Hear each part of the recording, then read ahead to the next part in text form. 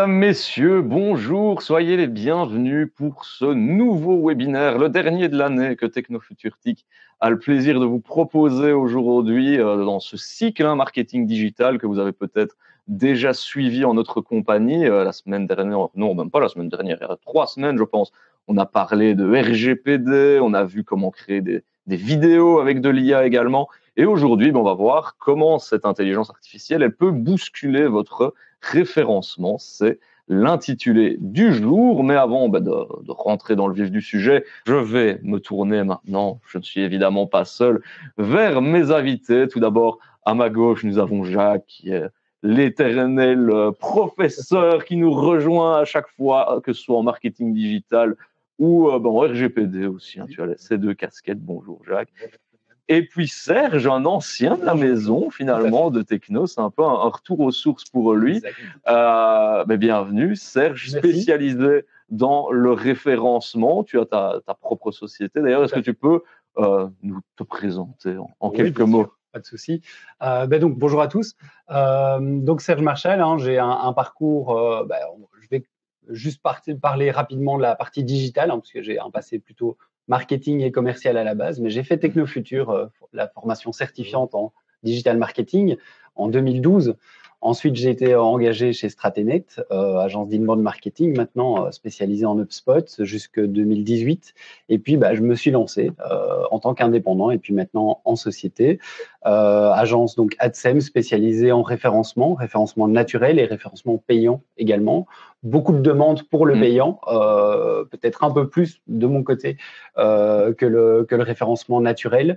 Je crois que c'est un peu l'instantanéité aussi qui fait ça, le besoin d'avoir un retour plus direct des clients. On sait que le référencement, c'est une technique d'acquisition qui prend du temps, qui se met en place sur du moyen long terme. Et donc, les résultats, ils apparaissent aussi après un certain temps. Donc, voilà, beaucoup de demandes sur le SEO, mais aussi sur la partie SEA.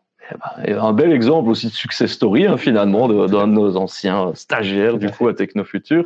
Serge, je te propose de rentrer dans le vif du sujet. Il y a des anciens élèves à vous deux, Jacques et Serge, mes anciens profs, nous dit Nicolas.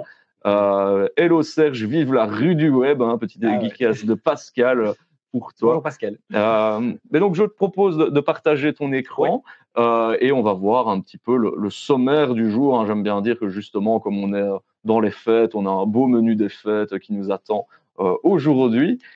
Mais donc voilà, comme je le disais, grosse pièce qui est le SEO et en plus, maintenant on va y intégrer l'IA.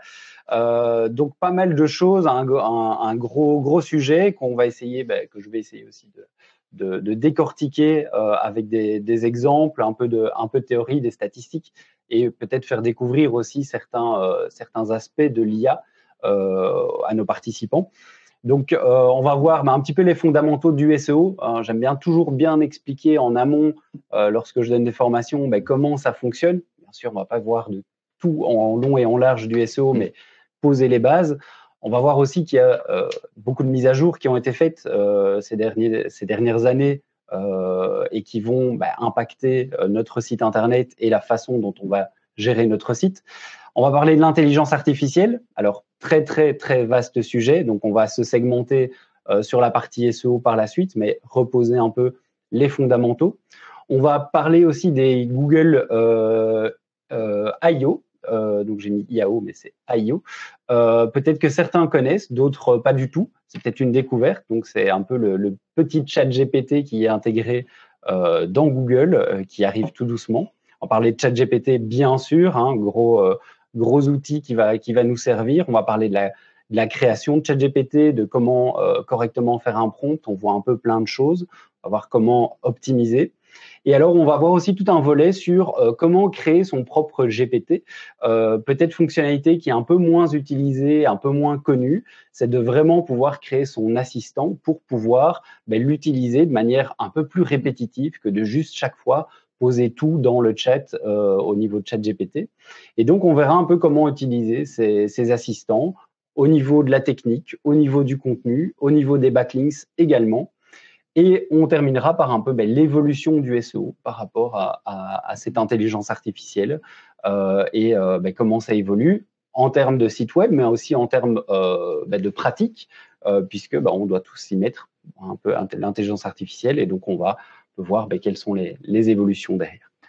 On leur a posé la question dès le début, de savoir qui d'entre vous s'occupe personnellement du SEO d'un site internet ou de son site. Et tu vois que, comme on l'avait un peu anticipé, c'est très éparse parce que d'un côté, à 41%, vous ne faites rien au SEO pour l'instant, et on a 35 autres qui s'en occupent à 100%. Donc voilà, on a vraiment les deux côtés du spectre.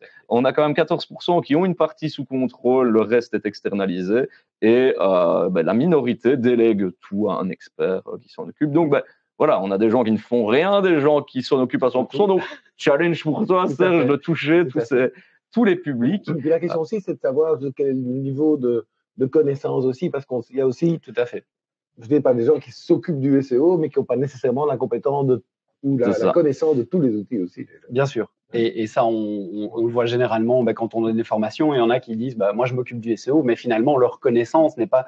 Voilà, pour eux, c'est créer des articles de blog, par exemple. Ça se limite à ça. Donc voilà. Eh bien, on va voir que finalement, ce fameux SEO, il repose sur 3 piliers fondamentaux aussi, directement. Ouais. Je te laisse nous en parler.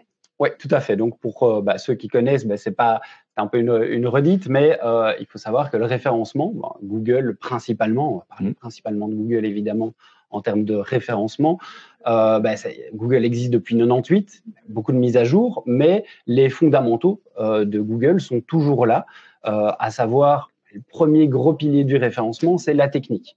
Alors, ça paraît bête, et c'est vrai que c'est quelque chose qui est vite mis de côté, entre guillemets, la technique, mais ça peut être très bloquant, en fait, parce que la technique, c'est vraiment le pilier du référencement. On l'a vu avec le partage d'écran, par exemple. Si la technique ne fonctionne pas, on ne va pas très loin.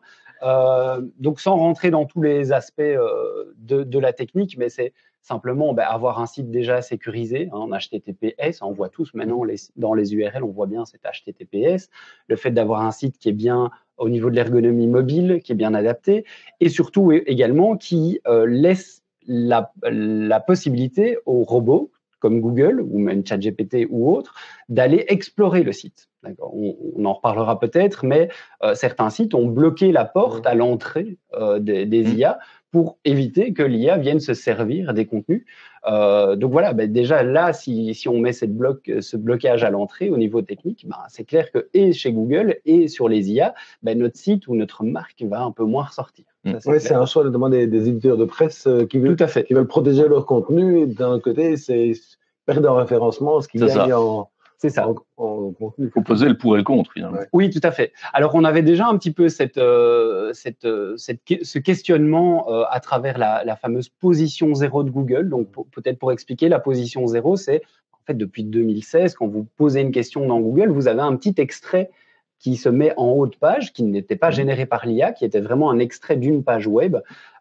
Et donc, il y avait déjà la question qui se posait de tiens, est-ce que j'optimise mon site finalement pour donner des réponses à Google et limite ne pas avoir de clics puisque l'internaute a directement une réponse, ou est-ce que je continue à optimiser et je suis présent et dans la position 0 et dans les résultats classiques aussi de Google.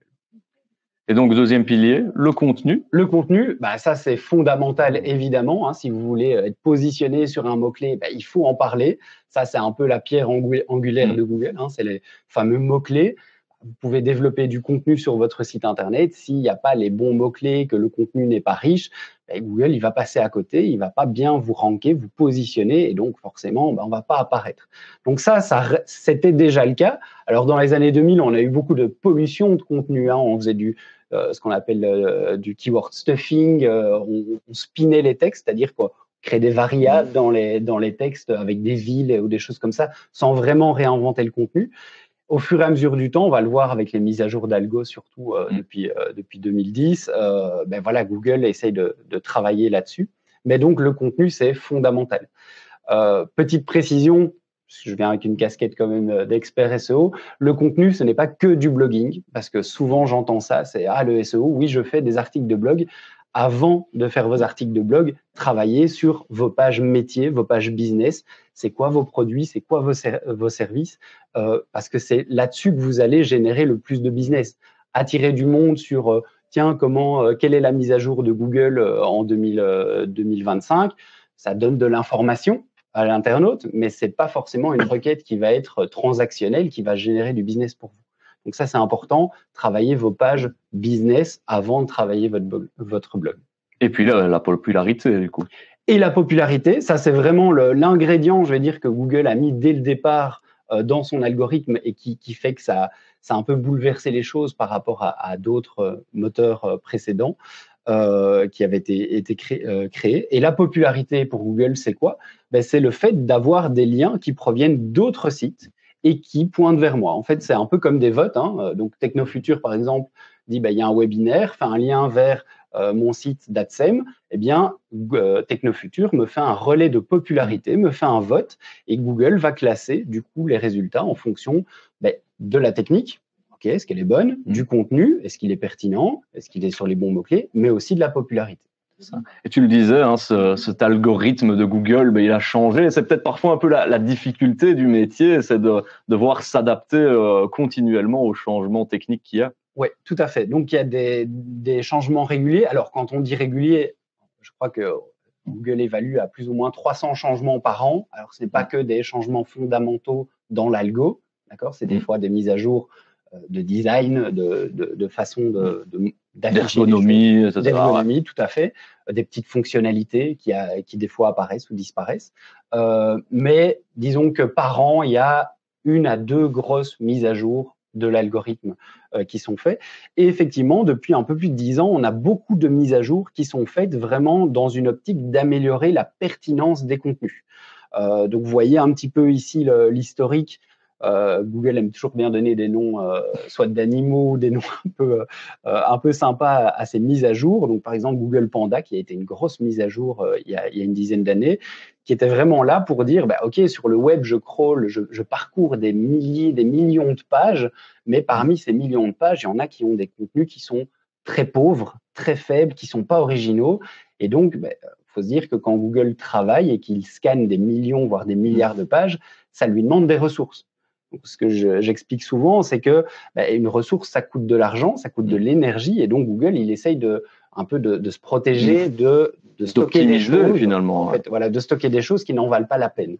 Et donc, Google va vers ça. On a Hummingbird aussi, qui était vraiment sur un algorithme, une mise à jour qui était orientée sur vraiment la compréhension de ce que l'internaute pouvait taper ou de ce qui était dans les contenus.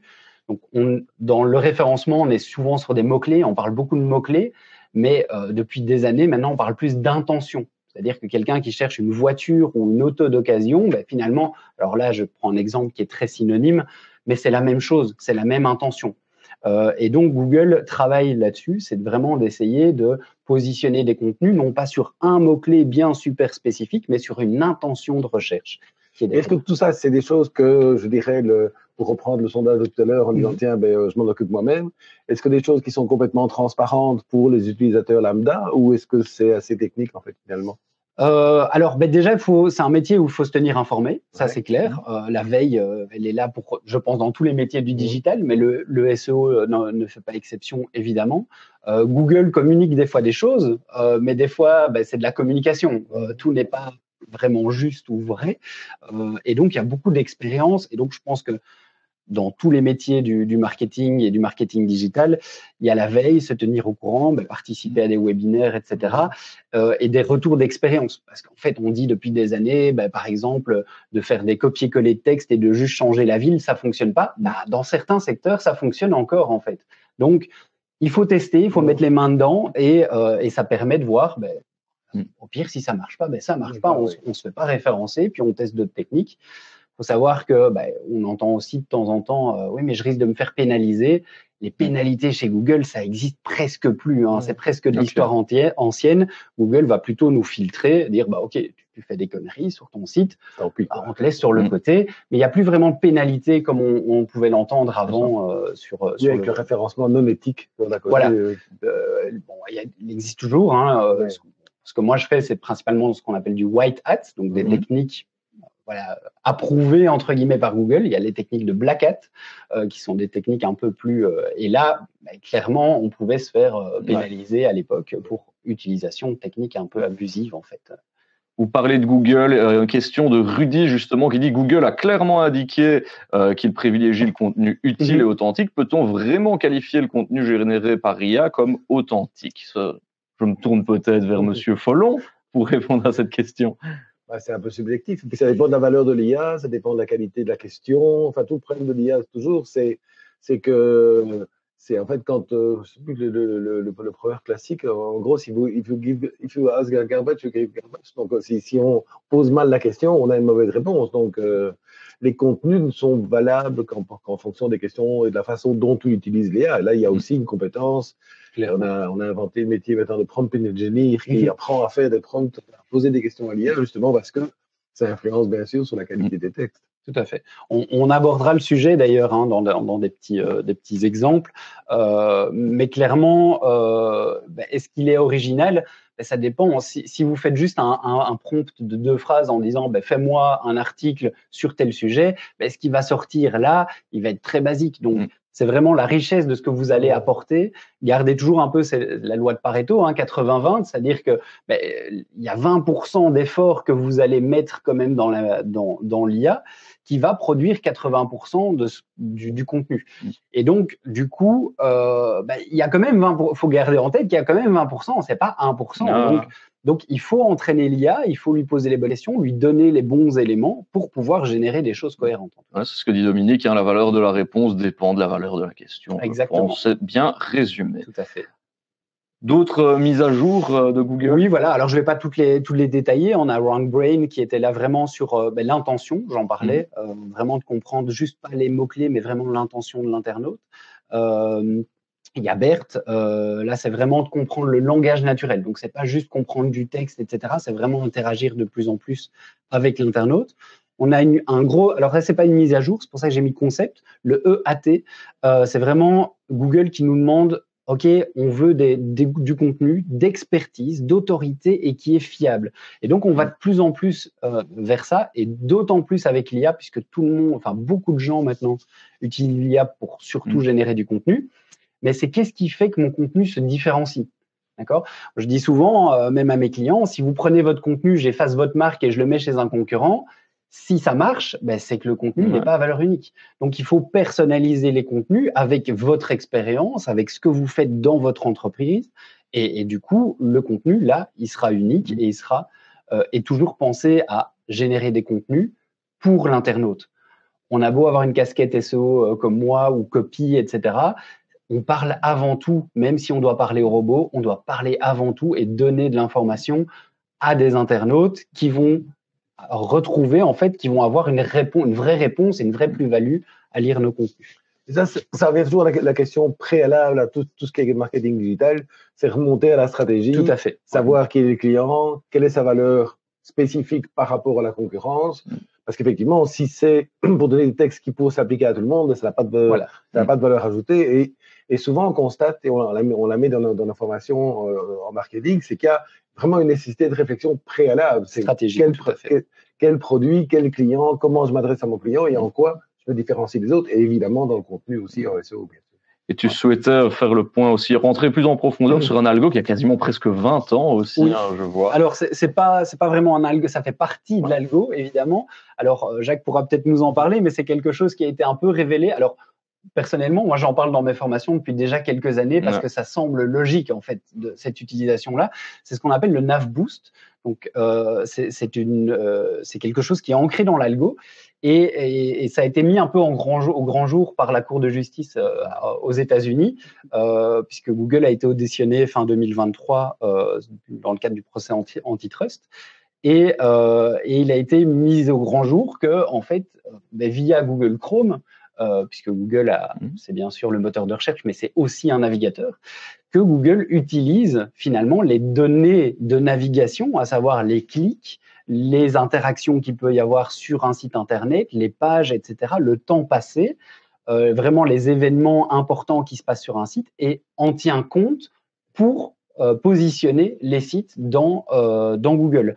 Et donc ça a été, même si personnellement de mon côté, voilà, on n'invente pas un navigateur juste pour faire plaisir. Clairement, si j'invente un navigateur, même s'il n'y a pas Google Analytics sur mon site, et que je possède le navigateur, évidemment, je pense que c'était un peu… vous pouvez le prédire à l'avance que Google allait utiliser, évidemment, ces datas. Oui, puis il y a pas mal de critiques, effectivement, sur les grandes plateformes par rapport à des utilisations qui… savoir jusqu'où va le curseur et est-ce qu'elles sont acceptables ou non, et notamment par rapport à la vie privée des internautes, évidemment. Oui.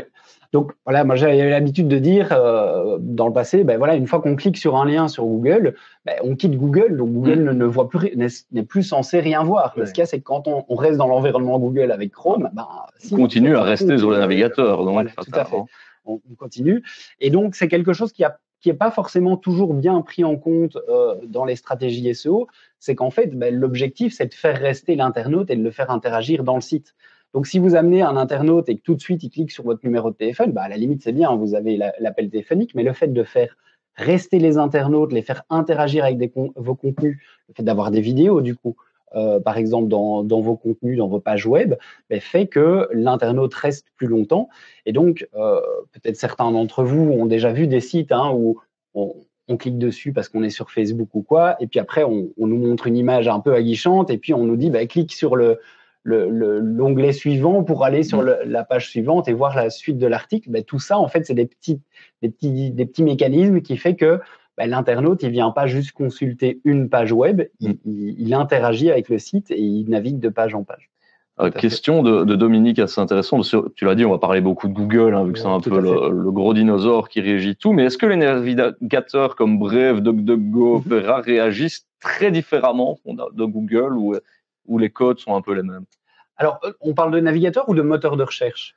Mon avis, c'est plus… voilà, il y a un peu les deux. Ouais. Disons que des navigateurs comme Brave vont beaucoup plus respecter la vie privée, bloquer beaucoup de cookies, bloquer tout ce qui est publicitaire. Et donc, forcément, il y a quelque chose qui fait que ça interagit. Maintenant, si vous êtes dans Brave et que vous vous connectez à votre compte Google dans Brave, la passerelle se fait. La passerelle se fait et donc du coup, Google a de nouveau accès à pas mal de data. Moins que si on utilise Chrome, évidemment. Mais il faut savoir que Chrome, c'est, je pense, plus de 50%, on est quasi à 55% d'utilisation en Belgique de Chrome. C'est quand même quelque chose d'important. Et puis il y a toujours les cookies tiers qui suivent aussi. Bien sûr. Donc.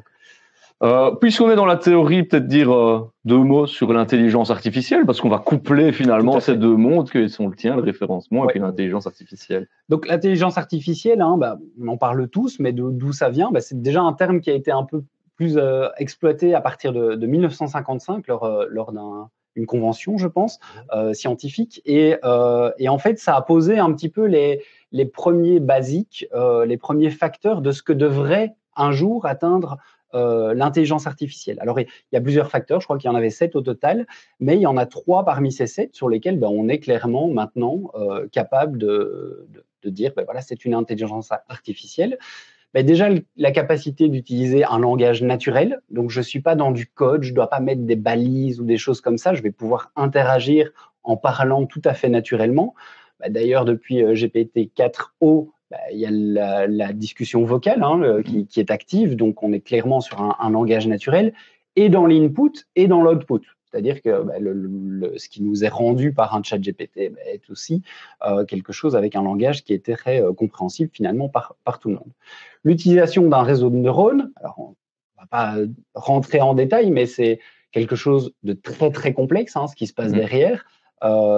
Et même ceux qui y travaillent en fait ne savent même plus, j'en parlerai après, mais ne savent pas vraiment ce qui se passe dans cette IA. On sait ce qui rentre, on sait ce qui sort.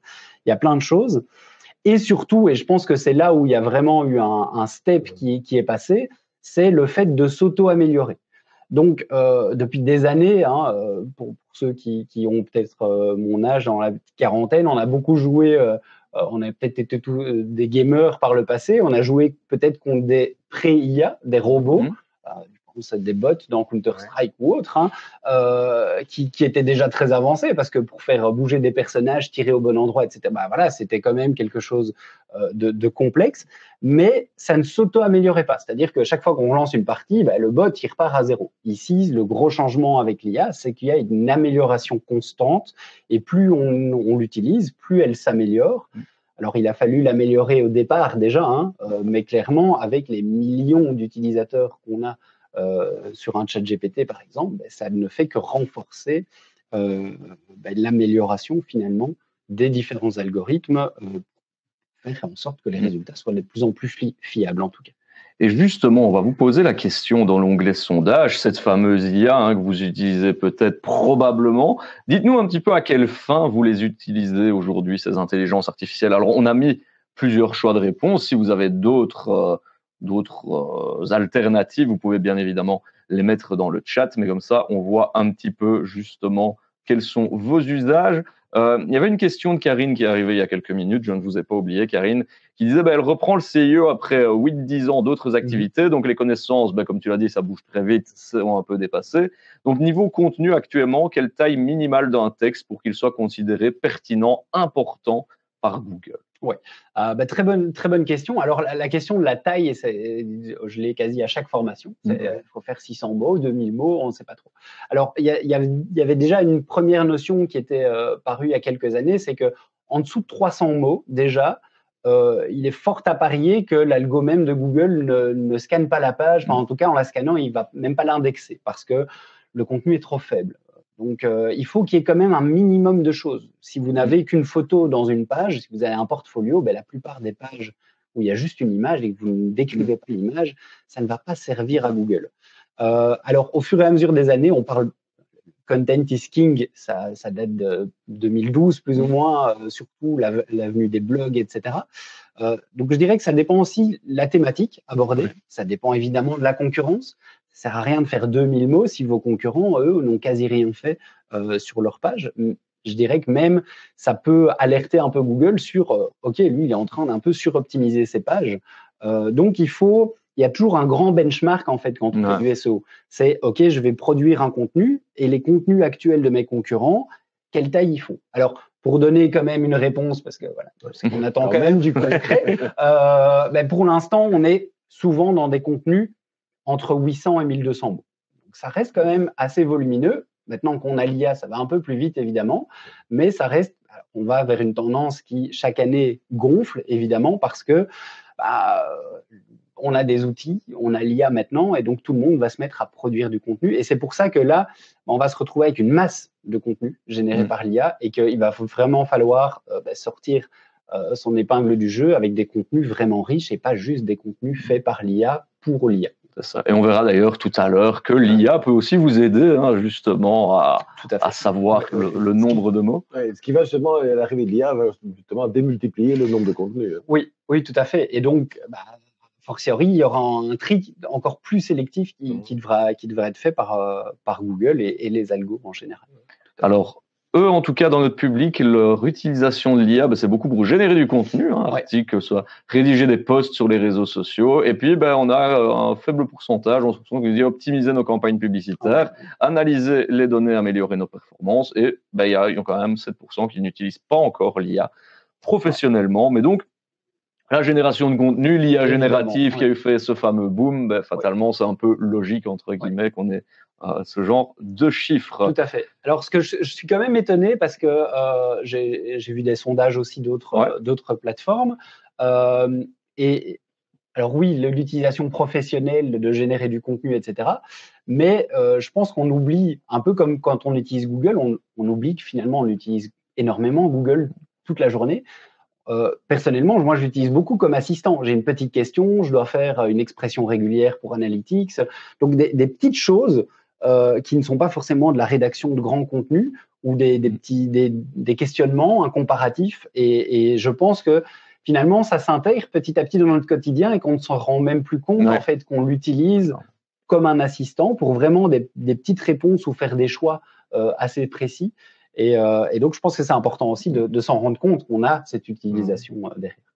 Je vois dans les commentaires, dans le chat, Emmanuel dit « J'utilise l'IA pour essayer d'avoir des idées supplémentaires par rapport aux stratégies. Je lui demande de se mettre à la place de ma cible, de me donner ses points de douleur par rapport à un sujet. Cela donne parfois des points de vue auxquels on n'aurait pas du tout pensé. » Et Nicolas, votre ancien élève, lui, il applique très bien. Scraper d'autres sites, réécriture automatique avec API de l'OpenAI et publication automatique. Donc, Voilà pour les différents usages que vous pouvez en faire.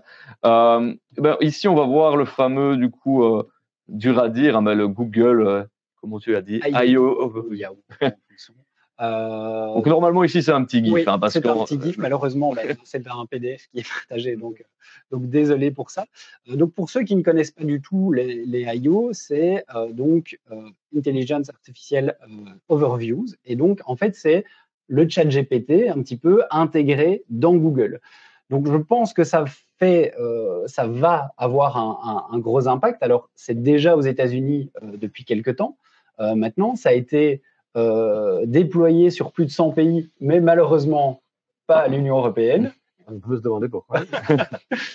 Donc c'est le fameux DMA, le digital marketing. Il y a déjà une tendance, on l'a vu avec l'IA d'Apple, on n'est toujours pas sûr qu'elle va arriver en Europe.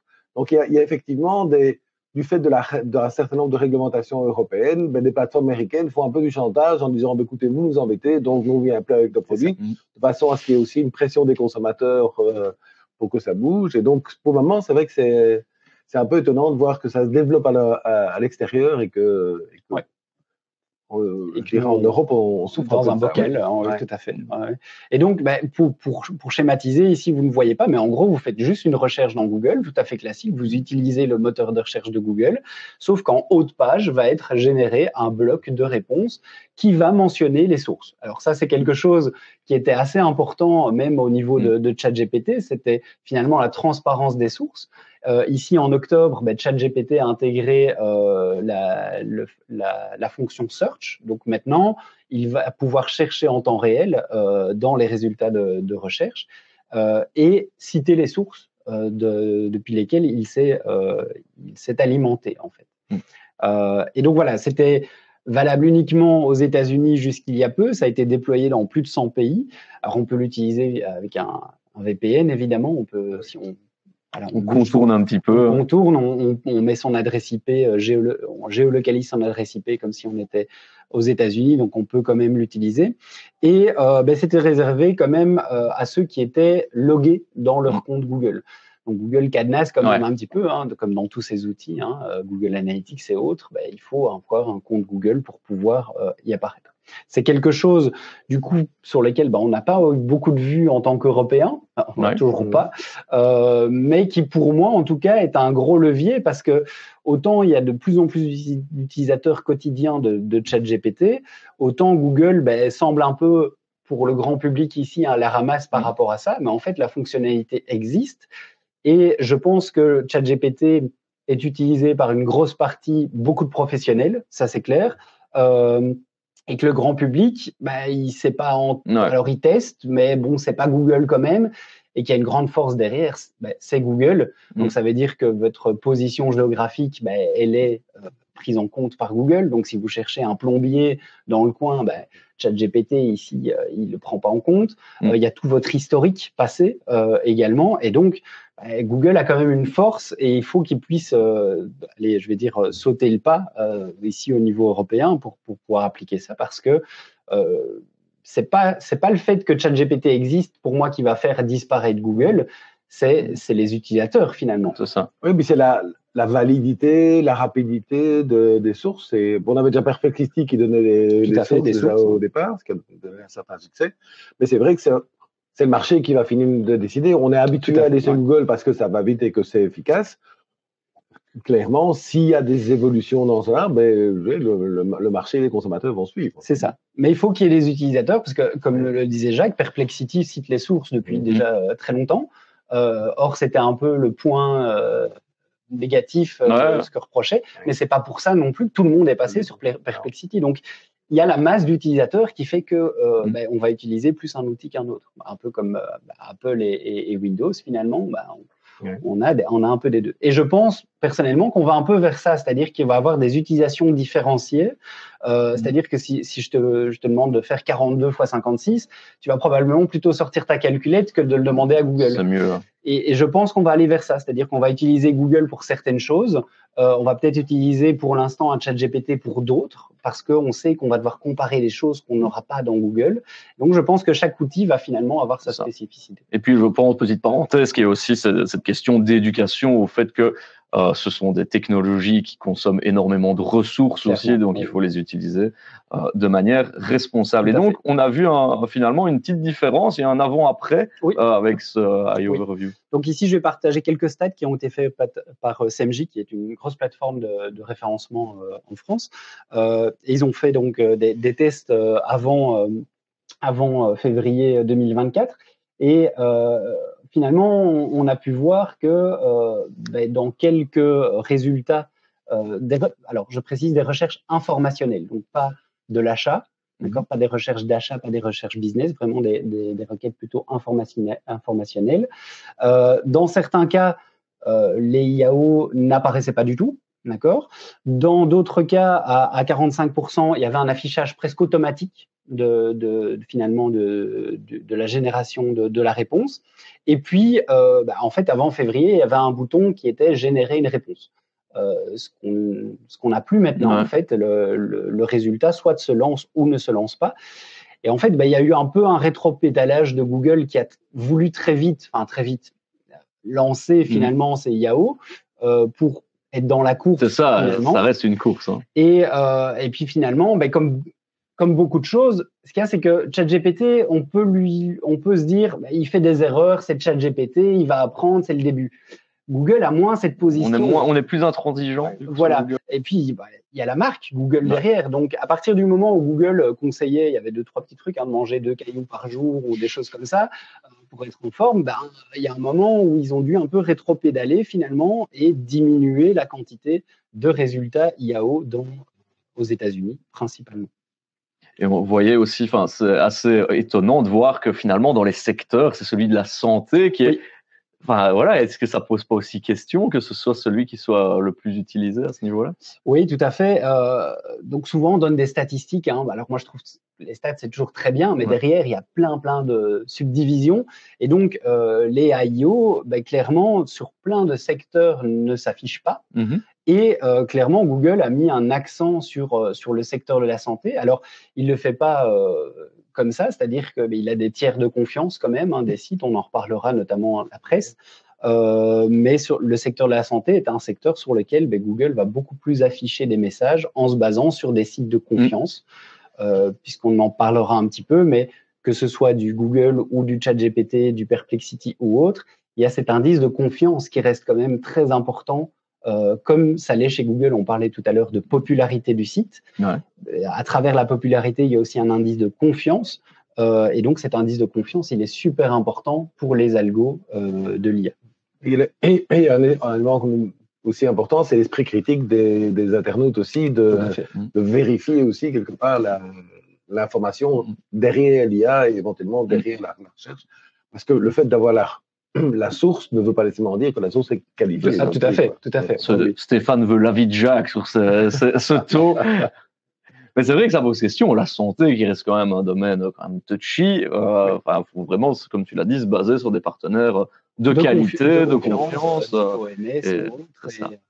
Ça fait déjà des années que quand les patients font plein d'études dans le secteur médical, où les patients arrivent déjà avec leur diagnostic Google en disant docteur, j'ai probablement ça. Je veux ça. Et j'ai 12 ans en médecine, peut-être que je peux vous examiner la bonne.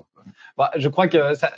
L'IA exacerbe peut-être ça, mais on connaît tous Doctissimo, où finalement les gens vont aussi chercher de l'info de santé qui des fois étaient tout à fait. Et on a quand même quelques médecins. Il y a une conférence de Laurent Alexandre il n'y a pas longtemps qui dit que dans son métier de chirurgien, il dit on est réellement dépassé déjà par la rapidité de l'IA. Donc c'est un secteur dans lequel ça évolue évidemment de façon extrêmement importante. Alors j'en parlais justement, c'est cette fameuse confiance, mais il y a la question qui se posait aussi, alors que ce soit pour un ChatGPT, que ce soit pour d'autres IA ou même pour les Google Overview, c'est est-ce que finalement le fait que mon site soit bien classé dans des résultats de recherche normales fait que j'apparais, ou en tout cas je suis cité comme source. Et effectivement, en tout cas pour l'instant, on met toujours des guillemets parce que tout évolue très vite, mais pour l'instant, en fait, une grosse partie des résultats qui sont générés et sourcés du coup par l'IA, et notamment les IA Overview de Google, on voit qu'il y a seulement dans 19% des cas où finalement la source n'était pas reprise dans le top 10 de Google.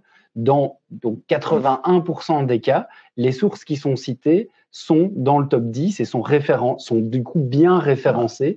Donc le référencement n'est pas acheté à la poubelle, puisque le référencement qu'on met en place sur un site, il va aider à bien se positionner et se donner une visibilité dans les résultats de recherche. Rappelez ce que c'est que la SERP pour les oui, donc la SERP, bien sûr, c'est Search Engine Result Page, c'est simplement la page de résultats en fait. Donc dans la SERP, quand un référenceur parle de la SERP, c'est simplement la page de résultats qui s'affiche dans Google. Et donc effectivement, plusieurs études ont montré que il fallait être dans cette première page de Google pour pouvoir apparaître dans les résultats générés par l'IA. Avant qu'on aille plus loin, je reprends, on parlait de la santé. Karine qui dit, elle travaille dans le domaine de la santé. Il peut exister de grandes différences dans les manières de traiter les patients aux États-Unis et en Europe. Donc, est-ce que l'IA est fiable pour nous en Europe? Est-ce que, voilà, selon sur quoi elle se base, est-ce que ça peut s'appliquer chez nous? Déjà, ça dépend à quel niveau. Est-ce que c'est l'IA pour le patient? Est-ce que c'est l'IA pour le médecin? Parce qu'il y a quand même énormément de développement qui ont été fait dans le secteur de la médecine pour aider aussi les médecins. Je pense notamment aux radiologues, où il y a des possibilités maintenant de vérifier des clichés qui sont faits en les comparant avec une IA dans Watson. Donc, ça permet effectivement aux médecins aussi d'affiner le diagnostic. Pour le patient, Oui, alors pour le patient, le patient, effectivement, il y a tout le problème de la responsabilité qui est beaucoup plus importante aux États-Unis aussi, où effectivement, là, les médecins se cachent derrière toute une série de contrats de disclaimer, d'absence de responsabilité, etc. Parce qu'il y a beaucoup plus de procès qu'en Europe. Donc, c'est vrai que c'est un peu une philosophie différente, mais en tout cas, je dirais que ça évolue en termes qualitatifs. Il n'y a pas la même sécurité sociale aussi. Donc, effectivement. Ça peut jouer. Des gros enjeux. On parlait du SERP, je vois Pascal qui dit sur Google, est-ce qu'il va aussi sur d'autres SERP comme celui de Bing ou non, on reste sur celui de Google? Tout dépend en fait de ce que vous utilisez. Si vous utilisez un copilot, les résultats Bing vont être plus importants. Si on reste dans l'univers Google avec les IA Overview, forcément, là, on va se baser sur la SERP de Google. Et ChatGPT a son propre moteur de recherche qui va aussi classer, mais qui s'impacte avec un petit peu les facteurs qu'on connaît en référencement. On parle d'IAO, justement, il y a une question de Rudy qui dit quels sont les KPI du coup les plus pertinents pour évaluer l'efficacité d'une stratégie d'IAO? Alors, dans les IAO, en fait, je vais en parler juste après, c'est un peu le tout début. On a une grosse année ici, pas du tout en Europe. Pas beaucoup de recul. Voilà, pas beaucoup de recul. Mais par contre, les outils type Google Analytics, pour ceux qui connaissent la Google Search Console, que je recommande, qui est une petite plateforme gratuite qui est mise à disposition par Google, qui va vous donner des stats sur le référencement naturel de votre site sur Google. Eh bien, la Search Console commence déjà maintenant à répertorier les recherches pour lesquelles vous avez été cité comme source. Donc, ça s'intègre petit à petit, mais voilà, c'est le tout début. Et donc, voilà, on n'a pas encore, par exemple, le trafic. Est-ce que finalement, j'ai été cliqué sur les sources qui sont citées? On peut le voir dans l'Analytics, mais la Search Console ne le permettra pas encore. Et donc, voilà, c'est quelque chose qui bouge et qu'il faut suivre, évidemment. Parfait, merci pour la réponse à cette question. Jacques, je vais te demander de peut-être retirer ton foulard parce qu'on t'entend moins. On nous signale le micro, ton foulard tombe sur le micro. Donc voilà, pour que tu aies un peu plus d'accès, comme ça, c'est réglé à ce niveau-là. Et donc, il y a aussi les résultats dans la Search Console. Voilà, on en touchait un mot justement. Ouais. Donc c'est la directrice des produits de chez Google qui a annoncé que effectivement, les résultats qui allaient apparaître, les recherches qui sont faites dans Google qui vont générer de l'IAO vont être accessibles dans les informations de la Search Console. Mais par contre, Google ne fera pas, en tout cas pour l'instant, de distinction entre les résultats classiques et les résultats et le trafic donc de ces IAO. Donc, finalement, les recherches qui vont être faites vont ressortir dans la plateforme, mais on ne saura pas si le clic qui a été obtenu derrière est de quelque chose spécifique au IAO ou de la SERP classique, finalement, de la page de résultats classique. C'est le cas aussi sur Google My Business, les business profils, les fiches d'établissement sur Google. Quand vous tapez Technofuture Gosli, vous voyez la fiche d'établissement dans Google.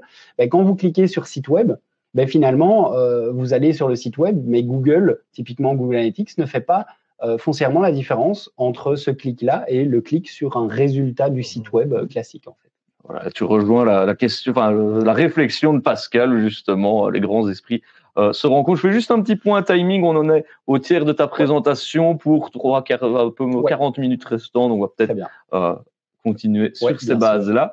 Et donc, il y a aussi des nouveautés, justement, oui, bien sûr. parce que on a au balbutiement, on l'a dit. C'est le début, beaucoup de choses se mettent en place et je dirais qu'un peu comme dans toutes les plateformes se regardent entre elles. C'est-à-dire que ChatGPT a l'habitude de générer beaucoup de textes, mais commence à intégrer des snippets avec de la vidéo, des encarts, etc. Et Google, évidemment, voit ça et se dit, OK, il faut aussi que je fasse évoluer finalement ce résultat IAO. Et donc, par exemple, on va pouvoir poser, je cherche le meilleur studio de yoga ou de pilates à Boston, montre-moi les détails de l'offre, le temps de marche entre chez moi et cet endroit-là. Et finalement, l'IAO va combiner un petit peu toutes les informations qu'il va trouver, et notamment des informations qui sont basées sur les fiches d'établissement de Google, qui sont aussi un grand vecteur de visibilité, mine de rien. On n'en parle pas trop souvent, mais pour des PME en Belgique, en tout cas, le fait d'optimiser sa fiche d'établissement sur Google, c'est un gros vecteur de visibilité. Et souvent, on travaille son site et on délaisse un peu cette fiche. Et elle est quand même super importante. Elle est super importante, effectivement. Ici, très rapidement, on a vu, c'est vraiment les agents conversationnels qui sont venus chambouler le jeu de l'intelligence artificielle, qui l'ont amené là où elle est maintenant. Très rapidement, ici, un petit slide pour expliquer comment ça fonctionne. On connaît, le grand public connaît ChatGPT depuis ça, je crois que c'était la 3e version qui était vraiment plutôt grand public. On l'a vu, l'utilisation, elle est surtout pour la rédaction, principalement. Mais le grand mystère, et c'est quand même assez fascinant, c'est que les ingénieurs, finalement, ont développé quelque chose qu'ils ne maîtrisent déjà plus à 100%. Puisqu'en fait, la quantité de data est tellement énorme et la façon dont ça a été conçu fait que ça devient vraiment une black box. Donc maintenant, et en fait, il y a des métiers qui sont là pour analyser comment fonctionne le truc alors que on l'utilise au quotidien. Donc je trouve ça assez formidable, c'est de se dire, OK, on a conçu un truc, on sait ce qu'on y entre, on sait ce qui sort, on a quand même on sait plus ou moins ce qu'on a fait, mais sauf qu'il y a tellement de data maintenant que ça devient compliqué. Créer une bête, on ne sait plus finalement comment elle fonctionne. Le risque aussi qu'il peut y avoir derrière, surtout dans l'auto-amélioration, jusqu'où ça va finalement, cette auto-amélioration. Et donc, il y avait eu aussi lorsque on a créé ChatGPT, justement, je vois en bas à droite, petit encart de journal, il y avait eu aussi des petits scandales, déjà à l'époque, on en avait parlé avec Jacques à cette époque-là. C'est ce qu'on appelait les esclaves de l'IA. De l'IA, tout à fait. Donc pour pouvoir faire en sorte de créer un ChatGPT, il faut bien le construire au départ. Donc, en fait, on a encodé des questions, on a demandé à des humains d'y répondre, ce qui a formé une base de connaissances qui a été fournie par des humains. Et puis après, on a demandé à d'autres humains de classer les réponses pour les juger pertinentes ou non et de les classer par ordre. Et finalement, on a appris à l'IA à s'auto-coter, en fait, s'auto-évaluer pour pouvoir fournir les meilleures réponses. Et donc, effectivement, on a découvert l'année passée ou il y a 2 ans, je ne sais plus, que une armée de Kenyans, finalement, avait été mandatée pour entraîner l'IA et surtout aussi la filtrer, parce qu'on sait que tout ce qui est plutôt contenu adulte, etc., est assez rejeté par ChatGPT. Mais il a fallu l'entraîner pour ça aussi. Donc, ce qui a créé aussi tous les biais, effectivement, parce qu'en fait, c'est la façon dont on labellise les données qui évidemment a des conséquences. On a eu un exemple chez Microsoft notamment où on avait mis l'homosexualité dans les maladies, ce qui pose évidemment quelques soucis, mais c'est un humain qui l'avait fait à un moment donné. Alors, on connaît tous un peu de ChatGPT. Il faut savoir qu'en version gratuite, donc on n'a pas des réponses sur de l'actualité, en tout cas. Donc, pour l'instant, ChatGPT en version gratuite s'arrête à octobre 2023. Donc, si vous lui posez une question sur les élections américaines, il ne saura pas les derniers scores. Donc attention à ça. Il faut savoir que la version payante est à $20, je pense, et en version professionnelle à 25. Donc, je pense que pour l'utilisation, en tout cas les professionnels qui nous suivent et qui l'utilisent, c'est assez rentable. Je pense qu'on peut le dire. D'où aussi, c'est un peu le fait de rendre ça payant. Leur permet pour l'instant, mais j'ai encore lu des articles très récemment, mais pour l'instant, fait en sorte que OpenAI n'a pas besoin d'intégrer de la publicité. on entend que petit à petit, sur le modèle gratuit, en tout cas, la publicité pourrait tout doucement s'intégrer. Donc ça, c'est important. Et retenez aussi, mais ça, Jacques en parlera mieux que moi aussi, c'est que tout ce que vous encodez, tout ce que vous donnez dans l'IA, c'est un peu comme Google, finalement. Ils nous disent peut-être non, on l'utilise pas, mais bon, on ne sait pas. Mais faites attention aux données, anonymisez un peu vos données si vous l'utilisez. Ne mentionnez pas forcément votre nom de la société, vos informations personnelles, parce que voilà, ça peut. Ils s'entraînent sur ces données. Du coup, vous pouvez les retrouver. Justement, on parlait de la version gratuite, enfin de la version payante. Dites-nous un petit peu, tiens, est-ce que vous utilisez la version payante de ChatGPT? Divers choix de réponses s'offrent à vous dans l'onglet sondage. Je vais basculer sur la question de Dominique, justement, parce qu'on parlait tout à l'heure de Google My Business, les pages. Il dit c'est toujours un dilemme car cela aide au référencement. Cependant, il y a parfois des concurrents qui s'amusent avec de fausses évaluations qui sont très difficiles à supprimer. Du coup, si on gère bien son SEO, est-ce qu'on peut se passer de ces évaluations? Alors, donc, si on parle bien du Google My Business, de la fiche d'établissement ici, les évaluations jouent un poids énorme. Alors, en premier, c'est la localisation, parce que clairement, si vous êtes une agence à Paris et que quelqu'un cherche une agence ici, la localisation a un poids énorme. Le rating qui est donné est un poids qui est très important. Moi, ce que je dis toujours, c'est que oui, vous pouvez avoir des petites attaques. Alors déjà, pour donner un avis, il faut être logué sur Google. C'est-à-dire qu'on ne peut pas donner un avis anonyme. Donc, ça limite déjà un peu à la barrière le fait qu'un concurrent se dise « je vais créer 40 comptes pour mettre des avis négatifs ».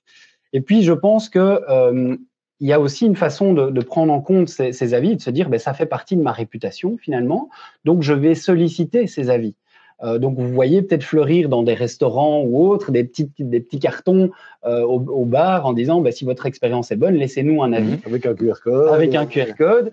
C'est quelque chose qu'il faut se dire. La culture du moment. Ça doit faire partie de la culture et se dire oui, si j'ai que 6 concurrents qui ont mis des avis négatifs et que je n'ai que 7 avis au total, ça va avoir un impact. Maintenant, si je viens solliciter mes clients finalement à laisser un avis positif après un service, après avoir acheté un produit, je vais finalement noyer le poisson de mes concurrents ou des faux avis avec des avis positifs. Question d'Emmanuel qui avait eu lieu tout à l'heure. On entend de plus en plus parler des blacklists de Google pour le contenu qui pourrait être rédigé par les IA. Est-ce que c'est le cas ou est-ce que c'est une légende urbaine? Si oui, qu'en est-il des prompts demandant de réécrire les contenus pour que ce ne soit pas détectable comme ayant été rédigé par une IA? Est-ce que c'est fiable ou non? Où est-ce qu'on en est là-dessus? Alors, au niveau de parce qu'on parle plutôt de la détection, est-ce que c'est Google détecte que c'est généré par l'IA? Alors, c'est pas vraiment un souci en fait. Est-ce que mon texte est généré par l'IA ou par un humain, c'est pas ça la grande question. La question, c'est de nouveau la richesse en fait du contenu. Est-ce que j'ai assez challengé l'IA? Est-ce que j'ai donné des informations qui sont propres à ma société? Est-ce que j'ai un ton de parole dans mes articles qui ressemble à ma communication de manière générale? Donc, c'est plutôt ça. C'est pas vraiment le fait d'avoir mis un pattern et de détecter est-ce que c'est IA ou pas IA. C'est vraiment est-ce que ça donne une plus-value? Est-ce que mon contenu est vraiment riche pour les internautes?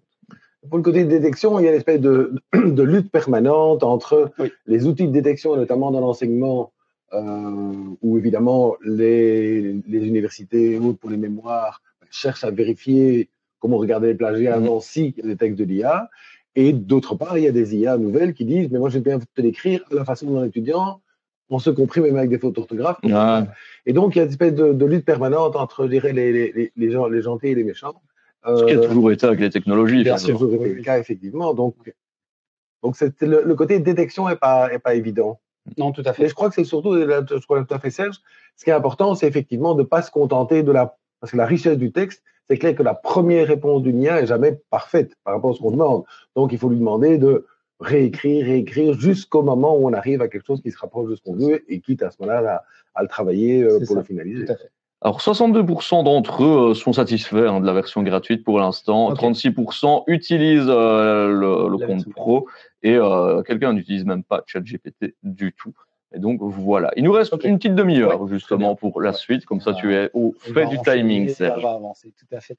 Donc, voilà, je le disais, ChatGPT a intégré la fonction Search, donc pour la version payante, en tout cas. pour l'instant. Il se peut que ce soit déployé sur la version gratuite sous peu. Mais donc, si vous posez une question des derniers résultats des élections américaines, il va se sourcer notamment sur des sites de presse pour l'actualité, en tout cas comme Le Monde, etc., sur lesquels il y a en fait des gros enjeux. Il y a des partenariats qui ont été faits entre OpenIA et Le Monde pour pouvoir se dire, OK, le travail journalistique, finalement, il faut quand même qu'il soit rémunéré, parce que si finalement on vient juste pomper tout ce qui existe sur un site de presse sans les rémunérer d'une certaine manière, alors les journalistes vont commencer à disparaître aussi. Donc voilà, donc nouvelle fonctionnalité qui est très intéressante, surtout quand on fait du SEO, parce qu'on a envie de scraper, de regarder, comme disait, je pense, Nicolas tout à l'heure dans le chat, on a envie d'analyser ses concurrents en temps réel, quand on fait du SEO, pas les concurrents d'il y a un an. Donc fonctionnalité hautement intéressante dans la pratique du référencement. Donc tu veux que je... Vas-y, tu peux passer à ta guise. Donc voilà, le SEO à l'ère de l'IA, le gros changement aussi, c'est le fait qu'on puisse interagir de manière immédiate. C'est-à-dire qu'on pouvait utiliser, et on peut encore utiliser des plateformes de rédaction de contenu, mais il faut faire un brief, il faut sélectionner le prestataire, il faut attendre que les produits soient contenus, donc les contenus soient produits, pardon. Donc ça peut mettre 24, 48, 72 heures. Ici, on est dans de l'immédiateté, on fait son brief, on a quelque chose, on peut interagir directement, et donc ça change énormément. On va pouvoir évidemment l'utiliser pour la génération d'articles de blog, les descriptions des produits. Ça, c'est quelque chose qui coince beaucoup dans les e-commerce. C'est de se dire, OK, j'ai 1000 produits, je ne vais pas commencer à rédiger des textes et à décrire mes 1000 produits. Là, l'IA va pouvoir évidemment très fortement aider. Je pense aussi, ça arrive de plus en plus à ceux qui vont refondre leur site, parce que beaucoup de sociétés ont déjà leur site web. On est plutôt dans un paysage maintenant où on va refondre, on va adapter le site. L'IA va beaucoup nous aider aussi, puisque en dehors de la production de contenu, ça peut aussi traiter de l'information en masse. ChatGPT, vous lui rentrez vos anciennes URL dans un tableau Excel, vous lui dites, voilà mes anciennes URL, voilà le contenu titre qu'il y avait dedans, voilà mes nouvelles URL, fais-moi une table de redirection. Donc pour le SEO, c'est très important de faire des redirections quand on a un site qui est refondu. Pour ne pas perdre toute la puissance du référencement qu'on a travaillé.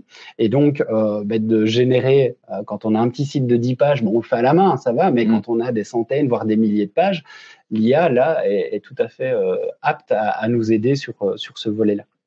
Tout ce qui est traitement de masse, donc les listings de mots-clés, les backlinks, on en parlera. On l'a vu en génération de vidéos. Les appels d'offres, qui des fois peuvent être un peu casse-tête aussi, on peut rentrer tout ça, générer, comme je l'avais dit, des textes spinés, par exemple sur les villes, etc. Au lieu maintenant de juste remplacer un petit mot dans 2-3 phrases, on va pouvoir régénérer du texte et le rechallenger, avoir quelque chose de plus intéressant. Mais je conseille, en tant que SEO, mais en tant qu'internaute aussi, c'est toujours de repasser derrière et de rajouter vraiment de la valeur dans vos contenus, même si, de nouveau, 80% de l'effort va peut-être être généré par l'IA. N'oubliez pas qu'il y a vos 20% à vous qui doivent être dedans. Donc ça, c'est assez important. Marie-Pierre demande si tu sais peut-être expliquer en une phrase ce que c'est un texte spiné pour les non-initiés. Donc c'est une ancienne technique SEO qui visait en fait à donner un texte, et dans ce texte mettre des blocs où on va dire tiens, au lieu de mettre le mot chat, tu vas mettre le mot félin, et on va mettre ces blocs-là à plein d'endroits dans le texte, et on va demander du coup au robot de générer plusieurs textes sur base de toutes les possibilités possibles pour finalement avoir beaucoup de contenu qui ne se ressemble pas, mais qui est quand même sur une thématique. Et donc, on n'a pas trop retravaillé. Voilà, on n'a pas trop retravaillé, mais avec l'IA, maintenant, on peut aller beaucoup plus loin, évidemment. Donc, voilà un exemple de Text Broker qui est une plateforme sur laquelle on peut commander du contenu. Voilà, un contenu moyen pour 5 articles, 1200 mots, on est à 188 €. Et donc, du coup, se pose la question de mon ChatGPT, même en version pro, il est à 25, même si je ne l'utilise qu'un mois. Finalement, la rentabilité, elle est là. Après, de nouveau, à challenger, à bien monitorer.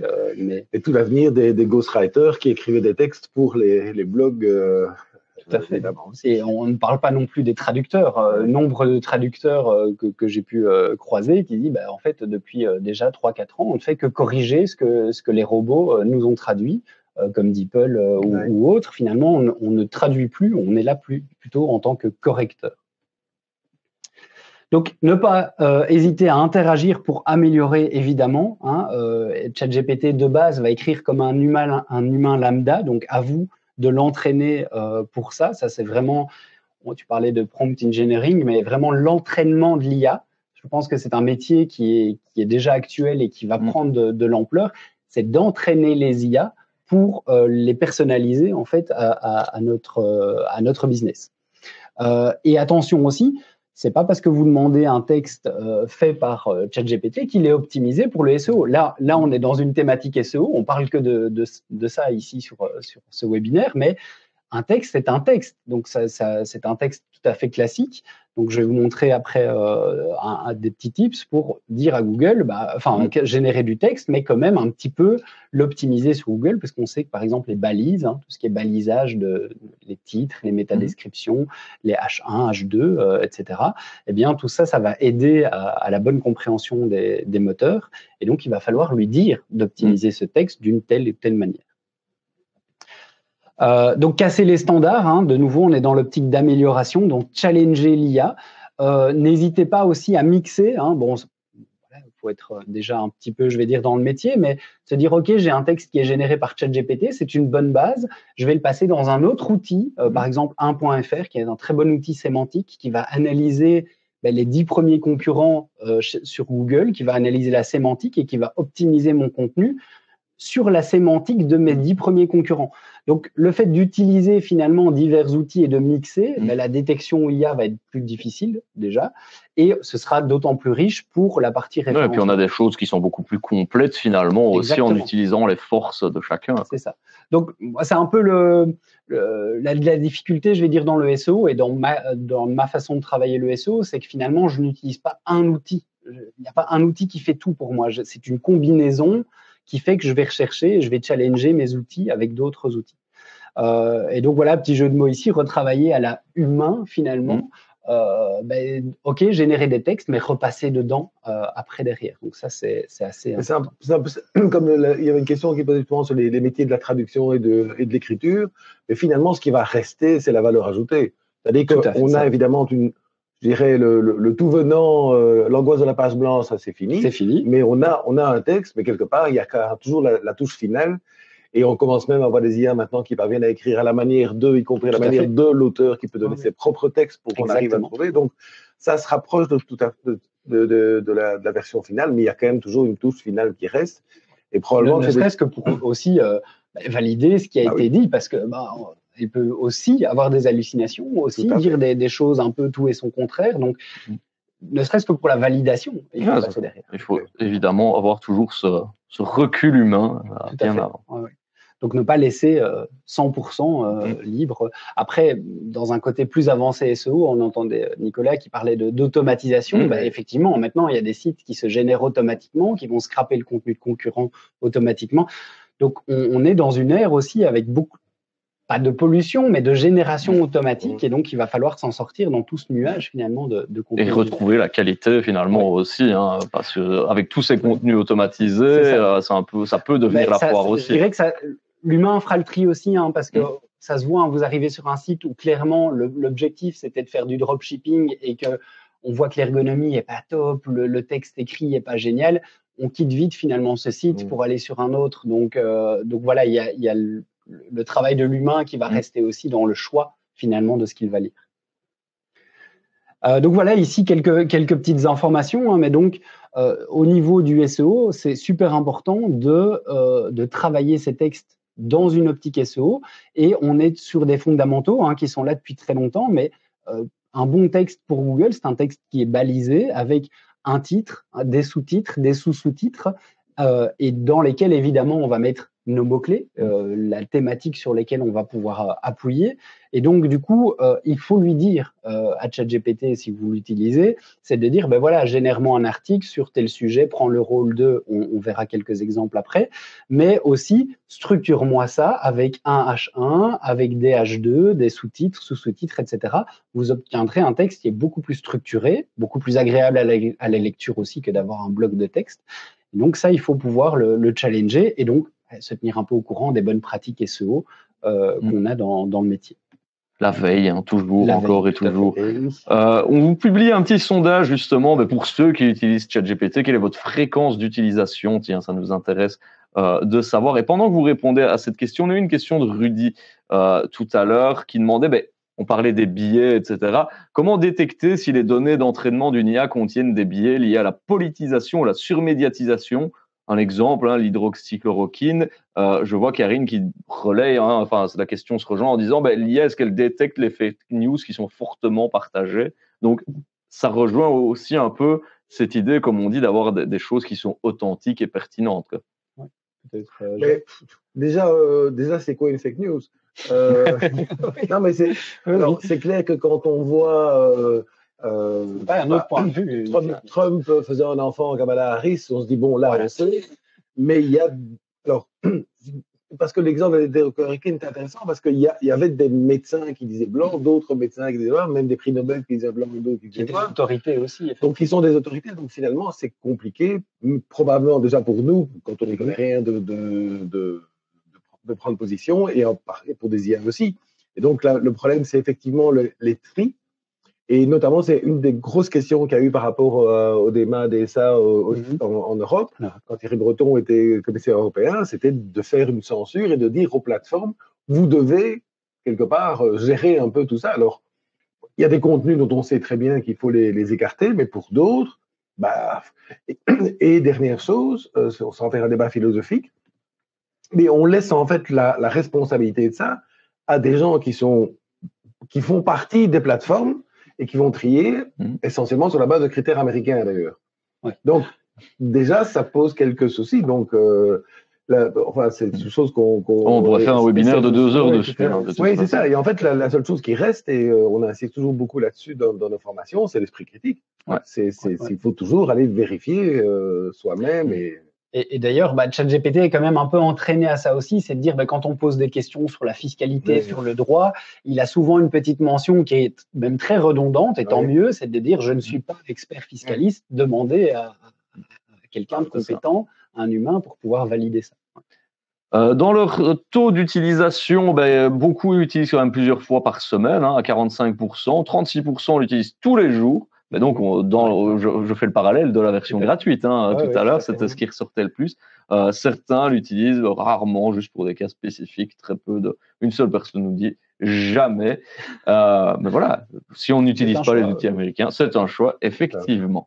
Et donc, peut-être pour ceux qui l'utilisent, rappeler finalement ce fameux prompt, le mot qu'on entend un peu à toutes les sauces, comment le faire pour qu'il soit le plus performant possible. Voilà, il est un peu pimpé, on voit plein de choses évidemment passer. Ici, on a rajouté l'une ou l'autre chose, mais c'est de clairement donner l'objectif au départ, dire je suis gestionnaire par exemple ici d'un site e-commerce, j'ai besoin de produire des articles de blog.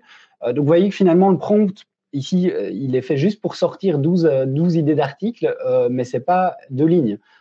Donc, on va lui dire notre objectif, on va lui donner un rôle, on va lui dire tu es un responsable de production éditoriale, ton job, c'est de faire ça. Je souhaite avoir des thématiques sur le matériel de pêche, les lieux de pêche, etc. Ma cible est composée de tel type de personnes. J'ai des inputs à te donner, j'ai déjà un blog, donc le voilà.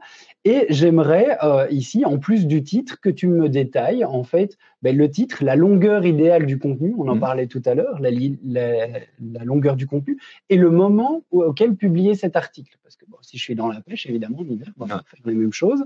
Et le type d'output, ça c'est important aussi, c'est de dire qu'est-ce que j'attends de toi finalement? Est-ce que c'est un texte? Est-ce que c'est une image? Est-ce que c'est un tableau? Et donc, quand on génère ça, finalement, vous n'avez pas juste une liste à puces avec 12 articles de blog. Vous avez les titres qui sont basés sur votre site internet, ce que vous avez déjà produit. Vous avez la longueur idéale. Vous avez le moment de présentation. Et en plus, ici, je l'ai challengé en disant j'ai un e-commerce, donc montre-moi déjà les liens possibles que je peux faire via mon e-commerce. Donc, vous voyez que ça peut aller beaucoup plus loin que juste une simple liste à puces finalement avec 12 idées qui sont prêtes. Et ça rejoint la réflexion qu'on a eue tout à l'heure, que la qualité de la réponse dépendra de la qualité de la demande, bien évidemment. Donc avec un prompt détaillé comme celui-là, on peut parvenir à ce genre de résultat. on se rend compte, effectivement, ça fait gagner un temps fou pour les gens qui s'en occupent. Et on le voit dans nos formations où il y a 4 ans, quand on leur demandait de trouver 100 mots-clés, ils en avaient pour 3 jours. Et aujourd'hui, ça prend une demi-heure avec la réflexion derrière pour le choix. Donc, effectivement, c'est quand même vachement efficace. Et disons que je pense que ça va laisser, pour ceux qui l'utilisent bien, plus de place à la créativité, à la réflexion, à l'esprit critique également. Donc ça va être important. Et donc, une question. On en a touché tout à l'heure. Est-ce que finalement, l'IA va pas prendre son propre contenu? Alors, sans rentrer, parce que je vois que le temps passe, donc, OpenIA développe un espèce de watermark, c'est-à-dire qu'il est capable de watermarker ses textes. Alors, ils disent qu'ils ne l'utilisent pas pour l'instant. Est-ce que c'est vrai? Est-ce que c'est pas? Mais ce fameux watermark, je le trouve intéressant parce qu'en fait, il est basé sur le prompt que vous faites. Donc, quand vous tapez un prompt, ça crée une petite clé de chiffrement qui va générer un watermark pour le texte qui est généré. Donc, même si vous demandez à ChatGPT, retire le watermark de ce que tu fais, le fait de le demander va régénérer un watermark par derrière. Donc, alors, OpenIA dit qu'ils ne l'utilisent pas pour l'instant. Est-ce que c'est vrai, est-ce que c'est faux? Mais en tout cas, ils ont des mécanismes de détection, clairement. Et puis, on parlait des sources, Le Monde, le New York Times, etc. Ils ont des partenariats qui se sont faits pour vraiment essayer d'aller chercher de l'information là où elle est la plus qualitative possible. Et ça, c'est assez important pour éviter que quand l'IA voit un texte IA, effectivement, il va le réingérer et finalement, on va se retrouver qu'avec des textes…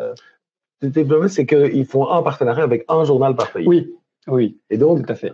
Ça peut poser question aussi. On parlait de billets. Des billets, c'est la source d'information. Ils ont Le Monde, ils ont Die Welt en Allemagne, ils ont le Times en Angleterre. Voilà, ça correspond à un certain type de contenu. Oui, tout à fait. Donc voilà, sans passer de long en large, mais évidemment, ils ont des mécanismes comme les détecteurs qu'on peut utiliser aussi, mais des mécanismes pour essayer de faire en sorte de détecter le contenu généré IA. Mais de nouveau, plus vous allez le challenger et qu'en plus vous allez lui apporter des éléments complémentaires, plus votre contenu sera unique et moins détectable, évidemment. Donc, moi, c'est mon parti pris, c'est de dire, je fais générer une grosse partie de mes articles via l'IA, mais je les retravaille vraiment à la main derrière. Donc, je ne rechallenge pas forcément toujours l'IA au bout du bout. Je prends le texte et puis je vais à la main. Il faut apporter sa valeur ajoutée à soi aussi. Je vais à la main réécrire certaines parties pour éviter justement ce fameux marquage. Alors, on va rentrer dans une partie qui est plus destinée ici, je pense, à la version payante, plus professionnelle, mais on a, je pense, à part un ou deux qui n'utilisent pas de ChatGPT, mais on a une utilisation de ChatGPT qui est très, je suis dans le chat, je pose une question à ChatGPT, il me répond, et sur le volet de gauche, vous avez les thématiques que vous avez abordées. Ça, c'est pour le volet un petit peu, je vais dire, quotidien et grand public, mais sachez que dans la version de ChatGPT, en tout cas en version payante, vous avez en haut à droite un petit onglet qui s'appelle Mes GPT et vous allez pouvoir en fait configurer des mini-chats qui sont dédiés à vous et qui sont entièrement fermés, c'est-à-dire que vous allez pouvoir intégrer de l'information et entraîner finalement ChatGPT avec des documents d'entreprise, etc. Et vous allez pouvoir vraiment, en fait, le personnaliser. Et donc, Mark Zuckerberg, qui a fait une petite vidéo il y a quelques mois déjà, disait que, selon lui, à l'avenir, il y aurait même plus d'assistants que d'humains, parce qu'on va créer des assistants un petit peu pour tout, en fonction de notre propre personnalité, nos propres connaissances. Et clairement, oui, quand on utilise de manière professionnelle ChatGPT, on va vite se retrouver avec 10, 15, 20 GPT spécifiques, un pour traiter les backlinks, un pour traiter les mots-clés, un pour générer du contenu sur tel client, etc., etc. Et donc, on va petit à petit avoir des assistants vraiment dédiés. Et donc, ça, c'est vraiment un point important pour ceux qui ne connaissaient pas, parce qu'il y a beaucoup d'utilisation en version gratuite. C'est vraiment dans la version payante de pouvoir créer ses propres GPT et de l'entraîner aussi. C'est-à-dire que c'est quelque chose que je remarque avec d'autres personnes avec qui je peux parler dans mon quotidien, c'est de dire je l'ai utilisé, mais le résultat n'était pas top, ou en tout cas, ce n'était pas là où je voulais l'amener. Mais justement, amenez-le au résultat que vous souhaitez obtenir. Donnez-lui surtout des exemples. La première fois que j'ai rentré une base de données de mots-clés, forcément, ce qui m'a sorti était tout à fait à côté de la plaque. Du coup, on l'entraîne, on lui dit, OK, voilà, ça c'est le tableau. On fait un mini exemple avec 100 mots-clés. Voilà le tableau de départ. Voilà le tableau que moi je souhaite à l'arrivée. On le fait vraiment une fois à la main comme on le faisait avant. Et au moins, il sait ce qu'on attend de lui. Donc ça, c'est super important. Donc les GPT, c'est vraiment des petits assistants personnels sur des thématiques bien spécifiques. Et d'ailleurs, on vous a publié un sondage. D'ailleurs, est-ce que vous utilisez la fonctionnalité mes GPT pour l'instant? La tendance, c'est que ils connaissent, mais ils n'ont pas encore sauté le pas. D'autres ne savent même pas ce que c'était. C'est la deuxième réponse qui vient. Et enfin, on a un peu certaines personnes qui ont soit un tas de GPT sur mesure, ou d'autres qui ont essayé, mais voilà, on bidouille un peu et puis on laisse un peu le truc de côté. C'est un peu la tendance qu'on a vu dans un des webinaires qu'on a fait avec Cédric Oudorlier, c'était qu'effectivement, pour le grand public, il y a un peu une fin de hype quelque part de l'utilisation. Par contre, pour les professionnels, là on le sent maintenant. C'est vraiment autant c'est sorti il y a déjà un petit temps, mais on sent que côté professionnel, on voit son concurrent l'utilise, un autre, et donc tout le monde prend un peu le train en marche aussi. Donc effectivement, c'est quelque chose qui ne fait qu'évoluer. Alors, on l'avait vu tout à l'heure que le SEO reposait sur 3 piliers, dont un qui est la technique. Donc la technique, alors c'est un outil ici que je vous partage qui est Screaming Frog SEO, donc comme grenouille hurlante, Screaming Frog SEO. C'est un outil qui est en freemium, qui va vous permettre en fait de scanner votre site sur base de toutes les URL qu'il y a dans votre site. C'est un outil qui est assez technique, mais qui va vous permettre en quelques secondes, par exemple, de détecter les erreurs 404, les pages qui n'ont pas de titre, etc. Bon, ça existe déjà depuis un petit temps. La grosse avancée maintenant, alors, sorry pour le partage d'écran, c'est un peu petit. Peut-être je transmettrai quelques ressources en supplément, mais c'est que maintenant on a une API qui va pouvoir se connecter à OpenIA avec Screaming Frog. Et donc ce qui est génial, c'est que maintenant cet outil Screaming Frog va crawler votre site, parcourir tout votre site, et vous allez pouvoir dire directement dans Screaming Frog, pour les pages qui n'ont pas de titre, sur base du contenu de la page, génère-moi un titre. Donc après, il faut l'implémenter évidemment dans votre WordPress ou autre, mais ça va automatiser plutôt que de passer à la main et de, même dans ChatGPT, lui dire fais-moi un article pour un titre pour ça, fais-moi un titre pour ça. Là, finalement, il va crawler tout notre site, on va lui donner une instruction, les balises alt, les petites balises qui vont décrire les images sur notre site internet, pareil, on va pouvoir les auto-générer directement. Et donc, c'est quelque chose qui va nous permettre de gagner. J'allais dire, c'est un gain de temps. Et voilà, comme tu l'as dit, ça permet justement d'être créatif ailleurs en gagnant du temps sur des tâches qui sont rébarbatives. Parce que finalement, écrire des petits titres, alors de nouveau, faut passer derrière, faut passer en revue et pas juste publier pour publier, mais effectivement, plutôt que de le faire à la main, même avec un ChatGPT manuellement, ça prend beaucoup de temps. Ici, on a une génération qui est directe.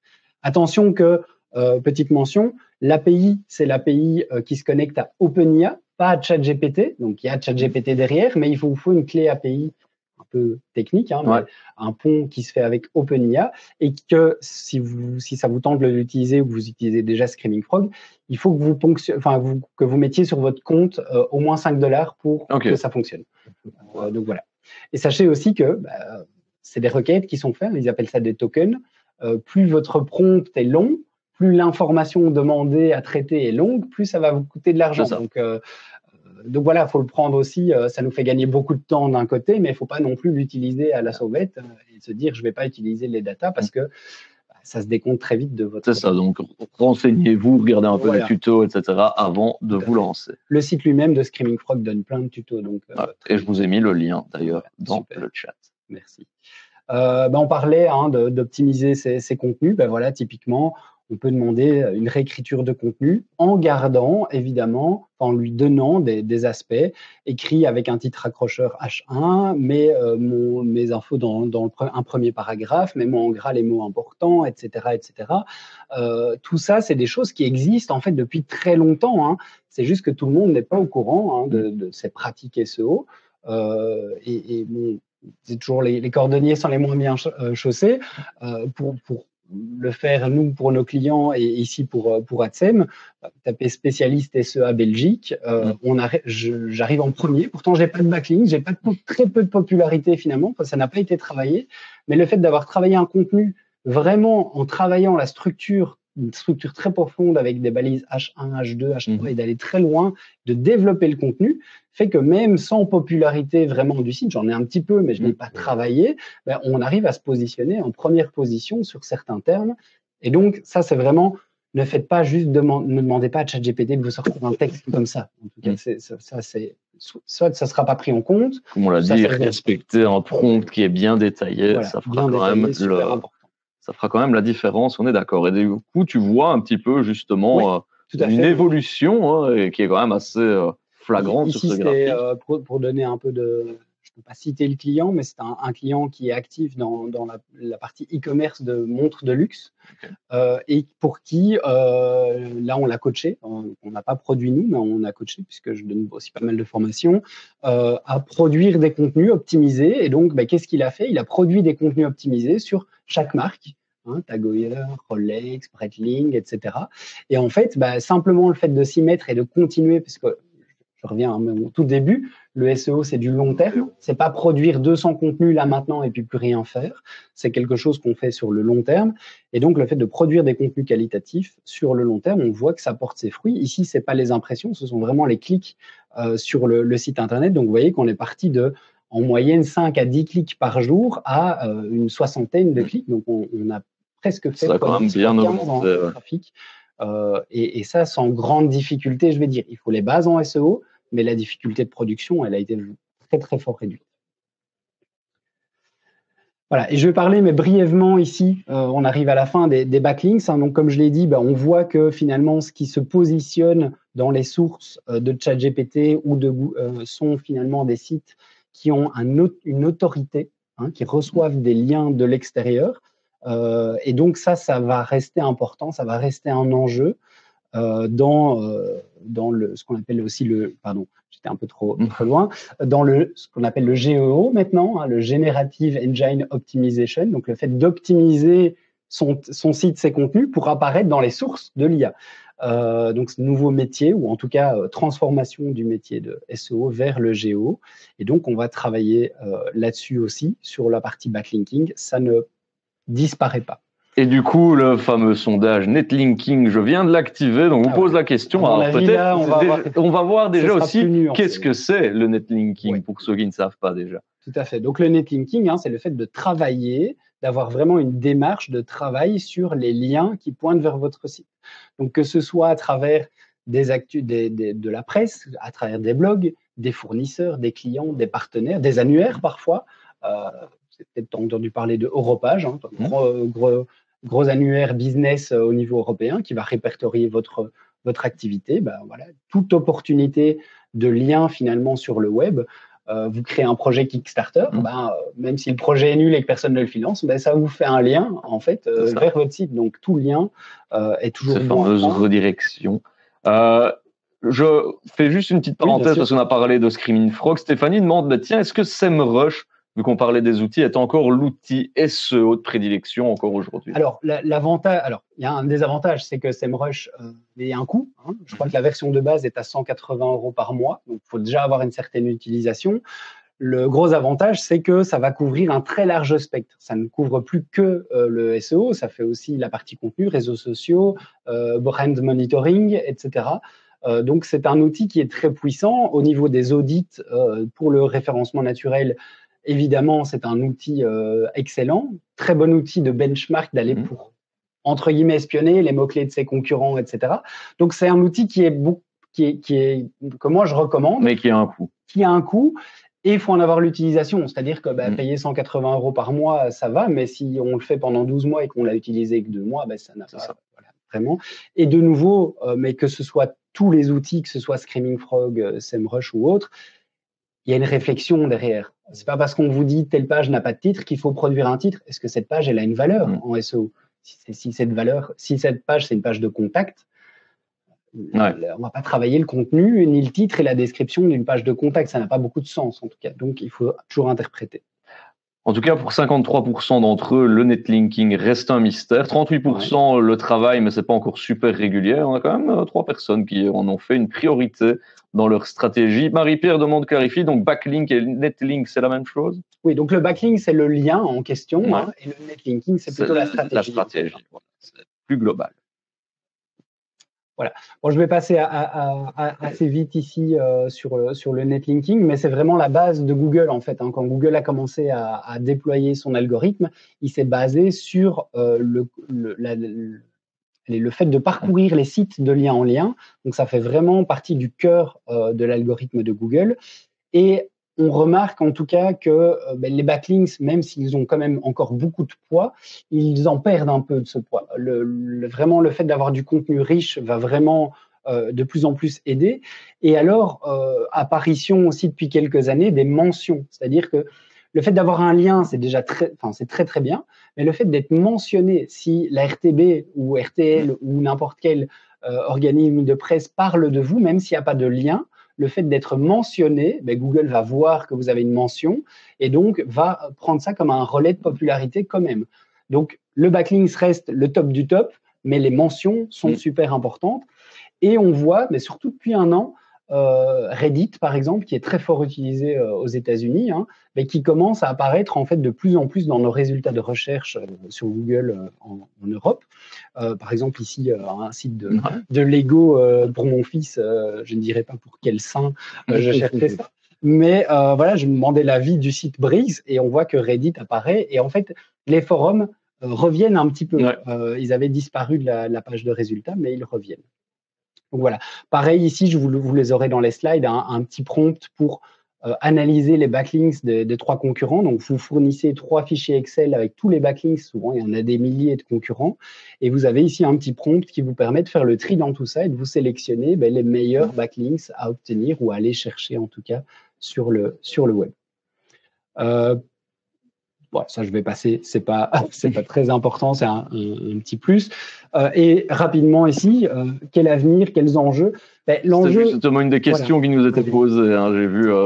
J'attendais qu'on y arrive, Pascal. Mais quel est votre avis pour le SEO dans plus de 3 ans? Parce que pour lui, dans un futur proche, persuadé que le contenu va devoir être vraiment pointu, qualitatif et novateur. Oui. Alors, quand on parle de SEO, il y a 2 choses. Il y a mon SEO de mon site et puis il y a le métier du SEO aussi. Donc, il y a les deux, pardon. Mais effectivement, on va sur des gros changements. Je pense que 2025 va être avec beaucoup de surprises. Je pense que ça va être une année très charnière. Maintenant, par rapport au métier, je crois qu'il y a un gros enjeu aussi. Alors, ceux qui se lancent, qui se forment, comme par exemple ici à Technofutur, ils sont baignés dedans, ils peuvent prendre le temps. Quand on a une activité déjà au quotidien avec beaucoup de clients, etc., il faut quand même prendre le temps de suivre des webinaires, faire de la veille, etc. Et ça, c'est un enjeu aussi, en tout cas de mon point de vue, c'est de prendre du temps pour ne pas laisser le train filer. Alors, on peut toujours, je pense, le rattraper, parce que voilà, il y a des jeunes qui sortent d'études et c'est pas pour ça qu'ils vont être à la ramasse par rapport à ceux qui ont 20 ans d'expérience, mais il faut veiller. Et puis, je pense qu'on va avoir aussi le changement côté, on en parlait, utilisateur. C'est l'utilisateur finalement qui fera le choix. Est-ce que si Google intègre les IAO, est-ce que les utilisateurs vont délaisser un ChatGPT au profit de rester sur Google? Et donc, chaque outil va avoir sa propre audience. Les jeunes utilisent beaucoup du TikTok, mais vont souvent aussi, quand ils font des recherches dans TikTok, valider leur réponse dans Google. Donc, il y a une multi-utilisation des différentes plateformes et des différents réseaux. Et donc, wait and see, comme on dit, on verra un peu comment ça évolue. Et peut-être dernier slide. Le fait que ça se spécifie, se professionnalise de plus en plus, c'est qu'il devient de plus en plus compliqué d'avoir vraiment une vision holistique de l'ensemble. Il y a vraiment des métiers qui sont de plus en plus... Maintenant, on le voit quand on organise des formations, c'est que finalement, on a des formateurs qui disent même... il y a 5 ans, on disait, bon, moi, je m'occupe de tous les réseaux sociaux. Non, maintenant, c'est fini. Moi c'est que TikTok. Maintenant, c'est que TikTok et les autres, je ne sais plus comment ça marche. Ouais. Donc, il y a vraiment une professionnalisation. Comme dans le web, parce qu'avant, on avait un webmaster qui faisait tout. Le webmaster faisait tout et puis c'est segmenté. Je crois que le recours aux professionnels, en tout cas ponctuellement parfois, et de nouveau en réfléchissant à des return on investment aussi, et probablement aussi une tendance qui va se développer parce que ça devient compliqué pour un entrepreneur, pour une PME de gérer l'ensemble. Et c'est tellement énorme, en fait, les possibilités. Puis il y a ça aussi, c'est de se former à l'IA, c'est de découvrir les possibilités. Beaucoup d'entrepreneurs se disent pas, ah ben en fait mon listing client, je peux le traiter de telle manière, beaucoup plus rapidement, etc. Et d'ailleurs, justement, tu nous as mis où est-ce qu'on était la plupart des entreprises. Hein, pour l'instant, on est entre la réflexion et l'exploration. Personne n'a vraiment déployé très peu en tout cas, ou alors vraiment les très grands acteurs. Dans les PME, on observe en tout cas qu'on est dans le tâtonnement encore pour l'instant. On utilise un peu, voire pas, et on est vraiment dans un entre-deux. Et même dans les grandes entreprises, qu'on travaille pas mal avec un certain nombre de grands acteurs dans le secteur public et privé, c'est qu'il y a des réflexions, il y a des gens en interne qui font des choses, mais ça rentre pas encore vraiment dans la stratégie, sauf dans certains secteurs, comme le secteur médical par exemple. Mais c'est, voilà, il faut qu'on y aille, mais comment et comment intégrer ça? Oui. Donc, c'est vraiment, il y a beaucoup d'attentisme, de réflexion. Il y aura de la gouvernance à mettre en place aussi. Tout ça va être assez complexe. C'est pour ça que ça bouge extrêmement vite et que les 2-3 années à venir sont. Enfin, à moins d'être devin, voilà, il y a beaucoup de choses qui vont changer. Fin 2028. Meta vient a déployé aussi son IA en open source, donc ça aussi, ça va générer beaucoup de nouvelles choses. Il va y avoir énormément de changements aussi. Il va falloir s'approprier les outils finalement et pouvoir, comme on l'a dit, les utiliser en complémentarité. Je pense que c'est ça. Il ne faut pas non plus tomber dans la surinformation. Il vaut mieux apprendre un petit peu, suivre des webinaires comme ici et mettre en pratique. Je connais certains étudiants qui ne font que apprendre, mais il y a un moment, il faut passer aussi à la mise en pratique. Et l'expérience, elle se fait par cette mise en pratique. Et donc, il vaut mieux des fois suivre un peu ce qui se passe et appliquer que d'apprendre trop et de ne jamais appliquer. Et on en parlait tout à l'heure, de revenir peut-être à la stratégie, en disant, mais qu'est-ce qu'on veut au final, au final de mon entreprise, de mon site, en termes de notoriété, vente et autres. Et à ce moment-là, de regarder dans les possibilités qui sont quand même relativement nombreuses, ce qui serait le plus utile pour l'objectif qu'on peut avoir. Donc, on ne fait pas du marketing ni du référencement juste pour le plaisir d'être en première page de Google. Le but, c'est que ça serve. C'est ça. Ne pas utiliser l'IA juste pour utiliser l'IA et dire qu'on le fait. Il faut qu'il y ait une finalité. C'est des outils qui servent à quelque chose. Une étape, on va dire, vers la suite. Passez toutes et tous une très bonne journée et à bientôt. Au revoir. Merci Adrien. Au revoir.